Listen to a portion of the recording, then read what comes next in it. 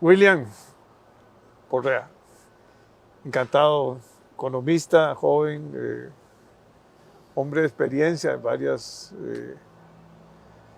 empresas, pero sos empresario, esa es tu razón tu ADN.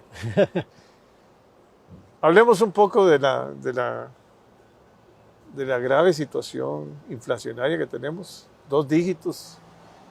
Hace rato no veíamos esas cifras. 3% de inflación. Inflación mucho importada, inflación que posiblemente va a reducirse porque el mundo va buscando equilibrios entre oferta y demanda. Ya los precios de los hidrocarburos se han venido reduciendo un poco, pero es significativo que no siguieran la curva esa ascendente, ¿verdad? Aunque ahora viene el invierno en Europa y eso no sabemos cuánto va a significar en el aumento de costos para los europeos al no contar con los precios de gas que antes ofrecía Rusia. Correcto. Mi preocupación es los muchachos jóvenes, los profesionales, bueno, y todos nosotros, todos los costarricenses, tenemos ingresos en colones y que no crecen con lo que va a crecer la inflación, que hay que ajustarlos, pero no van a ser posible en muchos casos porque la situación económica no está tan fácil. Así es. Hay una contracción del crecimiento de la demanda que traíamos en el 2021, que básicamente fue un crecimiento rebote después de tener prácticamente una disminución del PIB muy fuerte. Pero ahora están afectados el sector industrial menos, pero no deja de estar afectado. Y el transporte más o menos mejorando, turismo tomando ya aire para llegar a las cifras del 2019, posiblemente en el 2023. Otras actividades como, ¿qué te puedo decir? Los servicios aumentando, pero otra vez, no hay una actividad, vos no ves una reactivación económica, ni a corto plazo, pongámoslo así, salvo que hagamos una reestructuración del Estado posiblemente. Y realmente es terrible, ¿verdad? La situación de la deuda, de la deuda pública. Hoy dicen que prácticamente en el primer semestre aumentó 1 billón de colones la deuda. O sea, eso es inmanejable ya. Estamos en 28.5 billones de colones, o sea. Pero hablemos de esos jóvenes que tienen que afrontar ahora, que compraron un carrito, que todos en dólares, ¿verdad? Que compraron casa en dólares la mayoría. ¿Por qué? Porque las tasas de interés en dólares versus en colones era muy diferente, más favorable en ese momento. Sí. Tienen un riesgo cambiario fuerte. Nosotros tampoco podemos sostener mucho el tipo de cambio, ¿verdad? Con esta situación. Va a tener que ir deslizándose, ojalá suavemente, pero para ser también competitivos, porque si no, nos volvemos caros, ¿verdad? Sí, sí. Pero bueno, ya le puse la pelota para que esté. Muchísimas gracias, Jorge. Y bueno, creo que lo primero es decir, casi el 10% de la población en Costa Rica, que son los más pobres, gastan más del 50% de sus ingresos solo en la alimentación. Mientras otro 5 o 10%, si quisiéramos verlo, que es las personas más ricas, gastan menos del 20% en alimentación.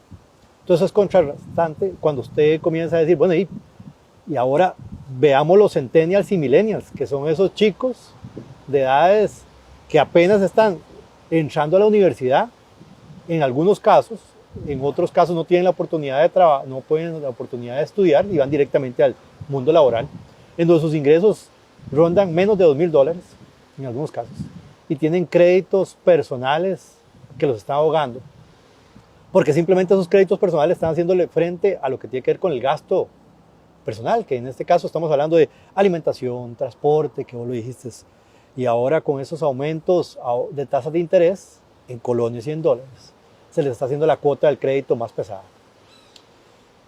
Y ellos por primera vez están recibiendo una inflación de mayor a 2 dígitos. Desde hace más de 17, 18 años no teníamos inflaciones de 2 dígitos. Desde las mini evaluaciones, se podría decir casi, estamos hablando a principios de entre los 2000 al 2006, teníamos todavía procesos de mini evaluaciones donde eran las tasas de interés relativamente bajas, comenzaban a acercarse relativamente bajas, y ahora con la flotación administrada y demás, el tipo de cambio no tendía a subir casi que en forma periódica y constante. Entonces, ahora pedir un crédito en colones y en dólares, las cuotas era muchísimo más factible pedirlo en dólares porque la cuotita era más pequeña, la tasa de interés era más pequeña. Y un dólar más o menos estable. Más o menos estable. Pero llegó el 2022, post pandemia, y ahora tenemos un problema en donde suben las tasas de interés en colones y en dólares, sube el tipo de cambio. Estamos acostumbrados a tipos de cambio por debajo de los 600 y hace unos meses teníamos 690. Entonces era increíble que, digamos, para alguien que pasar de un crédito de una cuota de $1,000 a tener su equivalente en tipo de cambio casi de 690,000 colones, era insostenible cuando antes su cuota tal vez era 600,000. Entonces se vuelven muy pesado para muchas de estas familias, esas familias jóvenes que en algunos casos ya ni siquiera piensan en tener hijos porque no tienen capacidad de poder adquisitivo.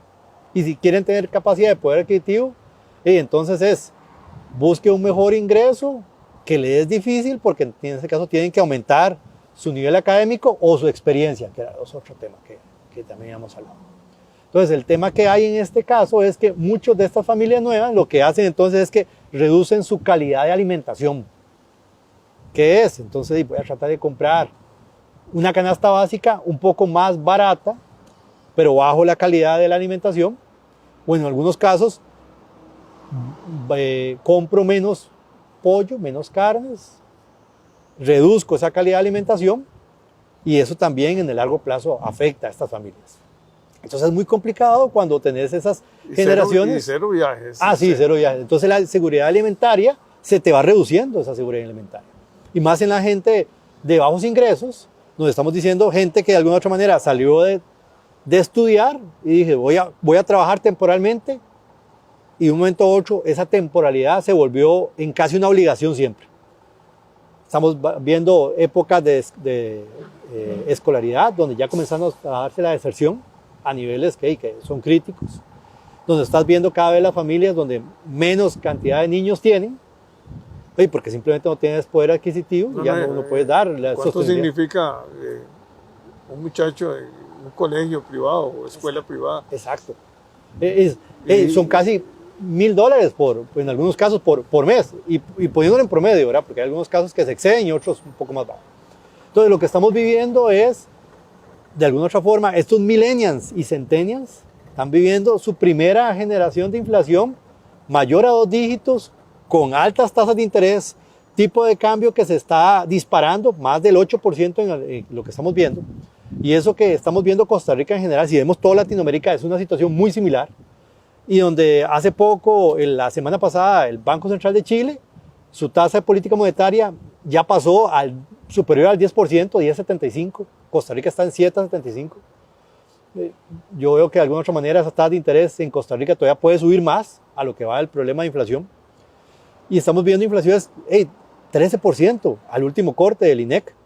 Y esto, a pesar, como bien lo decís, el tipo de cambio comenzaba a estabilizarse, el precio del petróleo también, y estos otros productos que de alguna otra manera estamos importando han comenzado a bajar su presión, pero lamentablemente el aumento o los salarios son insuficientes para darle poder adquisitivo a estas familias nuevas.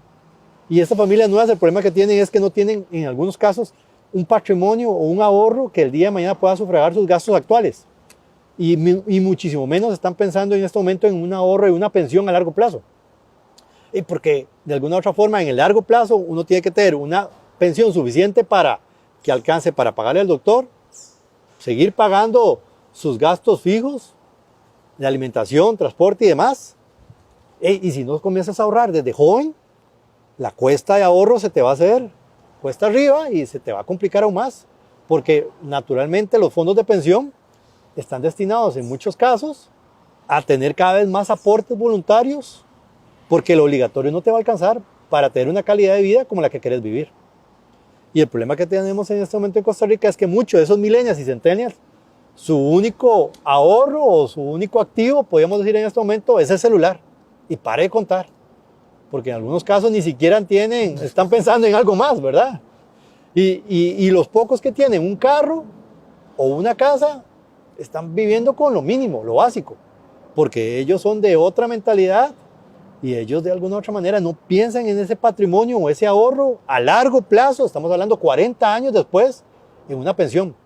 Y es muy complicado cuando estamos viendo en este momento ingresos que todavía están aumentando en función a la inflación proyectada del Banco Central, que su proyección de inflación es de un 3.5% todavía para este año, que es ilógico, porque realmente nuestra inflación deberíamos estar pensando inflaciones superiores a 2 dígitos por mucho rato más, y el año que viene, el 23, se ve todavía sombrío, y esos nublados todavía se asoman muy fuerte, en donde vemos realmente una economía débil si queremos compararla con el resto del mundo, y más aún sabiendo de la situación en Europa, en donde todavía estamos débiles a nivel de consumo, tanto en Estados Unidos y en las condiciones europeas, que son nuestros dos principales mercados si queremos verlos a nivel internacional, porque Centroamérica es nuestro segundo mercado, pero el problema de Centroamérica es que depende de Estados Unidos.